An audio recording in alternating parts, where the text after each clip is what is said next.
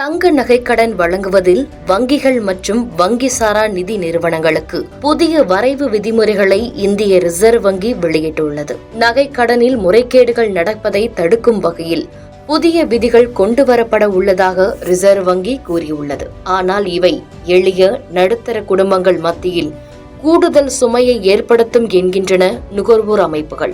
Reserve வங்கியின் முதன்மை பொது மேலாளர் தருண் சிங் அனுப்பியுள்ள சுற்றறிக்கையில், தங்கத்தை அடமானம் வைக்கும்போது அதன் மதிப்பில் 75% மட்டுமே கடனாக பெறலாம் என்றும், அதாவது நகையின் மதிப்பு 100 ரூபாய் என இருந்தால் 75 ரூபாய் மட்டுமே அதற்கு பணம் தரப்படும். அடமானம் வைக்கப்படும் நகையின் உரிமையாளர் என்பதற்கான ஆதாரத்தை கடன் வாங்கும் நபர் வங்கியிடம் சமர்ப்பிக்க வேண்டும் என்று பல வகையான விதிமுறைகள் நகை அடகு வைப்பவர்களுக்கு ரிசர்வ் வங்கி அறிவித்துள்ளது. தங்கத்தை அடமானம் வைக்கும்போது உரிமையாளர் என்பதற்கான ரசீது கட்டாயமாக்கப்படுவது வரவேற்கப்பட வேண்டிய ஒன்று என்கிறார் நாகப்பன். ஆனால் இதை நடைமுறைப்படுத்துவதற்கான சாத்தியம் குறைவு. பல வீடுகளில் மூதாதையரின் நகைகள் உள்ளன.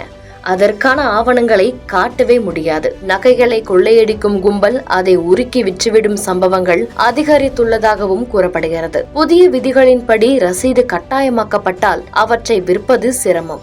நகைகளை பல்வேறு ஏழை எளிய குடும்பத்தினர் அவசர தேவைக்காக வைத்து பணம் பெறும் வசதியவே தற்பொழுது வரை பின்பற்றி வருகின்றனர். இப்படி இருக்கும் சூழலில் இந்த விதிமுறைகள் அவர்களுக்கு கட்டாயம் பொருந்தாது. பல்வேறு காலகட்டத்தில் பயன்படுத்திய நகைகளுக்கான ரசீதுகள் இப்பொழுது யாரிடமும் இருக்காது என்பதால் அந்த நகையை வைத்து எப்படி நாம் பணம் பெற முடியும் என்ற கேள்வியும் மக்கள் மத்தியில் எழுந்துள்ளது. இருப்பினும் ரிசர்வ் வங்கி இந்த விதிமுறைகளை மாற்ற வேறு ஏதேனும் வழி எடுக்கும் என்றும், இல்லையென்றால் அன்றாட வாழ்வில் மக்கள் பலரும் பல சிக்கல்களை சந்திக்க நேரிடும் என்றும் நிபுணர்கள் பலரும் கருத்து தெரிவித்து வருகின்றனர். இவ்வாறு விதிக்கப்படும் கட்டுப்பாடுகளால் நகை அடமானத்துக்காக விதிகளை அதிகரிக்கும் போது வங்கியை நாடாமல் அங்கீகரிக்கப்படாத அடகு கடைகளையே மக்கள் நாட வேண்டிய நிலை ஏற்படும். இது அவர்களை மேலும் துயரத்தில் கொண்டு போய் சேர்க்கும் என்றும் தெரிவிக்கின்றனர். தனியார் நிதி நிறுவனங்களில் அடமானம் வைத்த நகைகளை மீட்க முடியாமல் மறு அடகு வைக்கும் நிலை அதிகரித்துள்ளதாக கூறும் பல்வேறு மக்கள்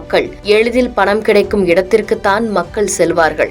அதற்கு தடைகளை விதிக்கும் போது அது மேலும் சுமையவே அதிகரிக்கும் என்கின்றனர். இதனால் மக்களுக்கு வட்டிக்கு மேல் வட்டி என்று தலைவலியாக மாறுவது ஒரு பக்கம் இருந்தாலும் நகையையும் திருப்ப முடியாத சூழலுக்கு அவர்கள் தள்ளப்படுவார்கள் என்றும் பொருளியல் வல்லுநர்கள் தெரிவிக்கின்றனர். செய்திகளை உடனுக்குடன் தெரிந்து கொள்ள கீழ்கண்ட கேபிள் மற்றும் டிடிஎச் நெட்வொர்க்குகளில் எம்நாடு செய்தி தொலைக்காட்சியை காணுங்கள்.